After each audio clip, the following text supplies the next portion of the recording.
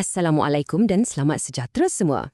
Cikgu di sini dan hari ini cikgu nak bantu awak semua faham sejarah tingkatan 3, bab 4, pentadbiran negeri-negeri Melayu tidak bersekutu. Nampak tak muka surat ni? Familiar kan? Inilah bab yang kita nak kupas hari ni. Cikgu tahu bila nampak tajuk panjang macam ni mungkin rasa susah sikit. Tapi jangan risau langsung ya. Kita akan belajar sama-sama satu demi satu. Cikgu janji akan terangkan perlahan-lahan supaya semua orang boleh ikut. Okey? Pernah tak awak terfikir apa agaknya yang istimewa sangat pasal negeri Perlis, Kedah, Kelantan, Terengganu dan juga Johor? Kenapa ya kita kena belajar tentang mereka ni dalam satu bab khas? Jom kita jadi macam detektif sejarah dan siasat sama-sama cerita di sebalik negeri-negeri hebat ni. Okey, dah sedia? Jom kita mula. Bahagian pertama ni sangat-sangat penting tau. Kita nak kenal dulu macam mana rupa negeri-negeri ni sebelum orang British datang. Apa sistem yang mereka dah guna pakai masa tu? Okey, jom kita tengok Perlis dulu. Nampak tak rajah ni? Senang je kan? Ke atas sekali ada raja. Lepas tu, raja dibantu oleh pembesar-pembesar baginda.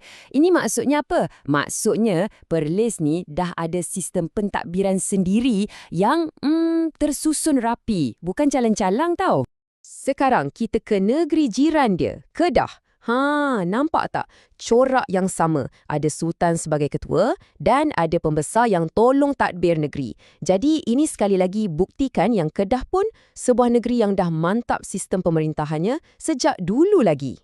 Seterusnya, kita terbang ke Kelantan. Cuba tengok rajah ni pula. Sama juga, ada sultan, ada pembesar yang tolong. Semua tugas dah dibahagi-bahagikan dengan elok. Nampak kan? Kelantan pun dah ada sebuah kerajaan yang stabil.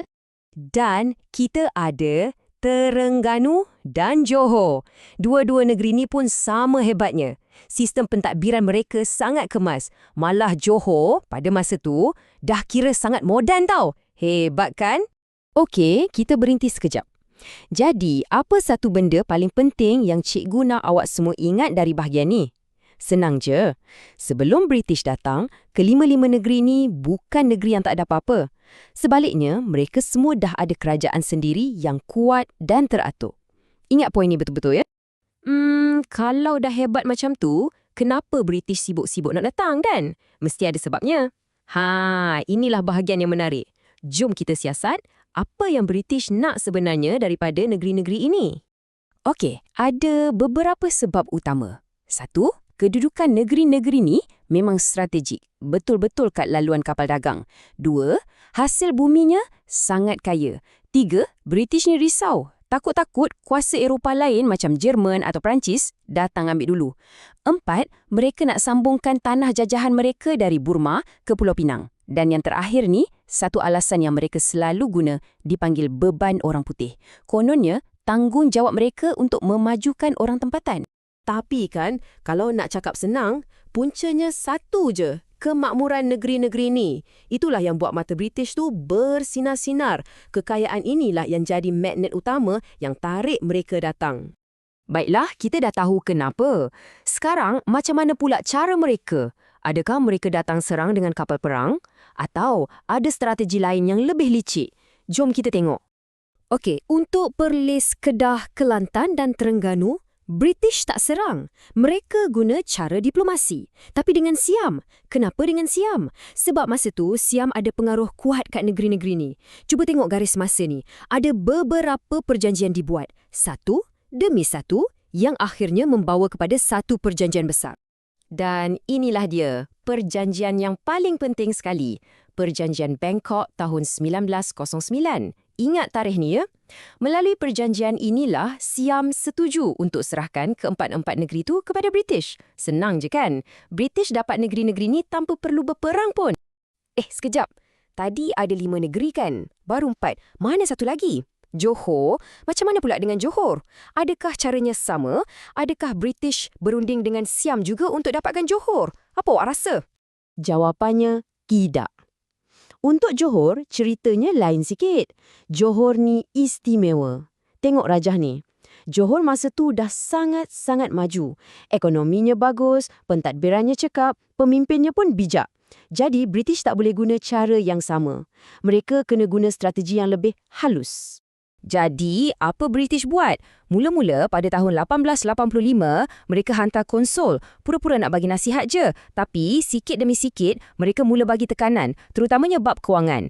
Akhirnya, pada tahun 1914, Sultan Ibrahim terpaksa tanda tangan perjanjian dan terima seorang penasihat am British. Dan begitulah caranya British berjaya kuasai Johor. Okey, stop sekejap. Jom kita fikir balik. Nampak tak dua strategi berbeza? Untuk negeri-negeri utara, British guna perjanjian dengan Siam. Untuk Johor yang maju, mereka guna taktik tekanan perlahan-lahan. Faham kan beza ya? Baiklah, sekarang semua 5 negeri dah jatuh ke tangan British. Apa jadi lepas tu? Macam mana rupa sistem pentadbiran yang baru? Inilah bahagian terakhir dalam cerita kita hari ini. Jom kita lihat.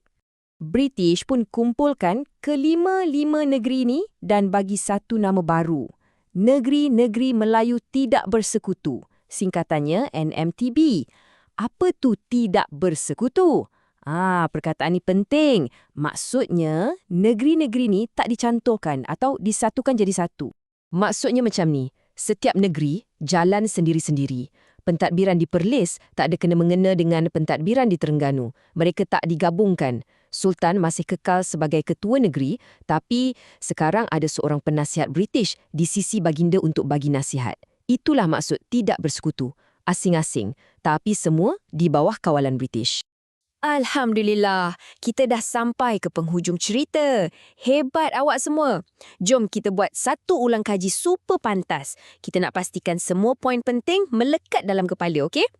Jadi, ada 3 benda besar je kita belajar hari ini. 1, kita dah tahu yang sebelum British datang, negeri-negeri Melayu ni dah ada pemerintahan kesultanan yang mantap. Selesai.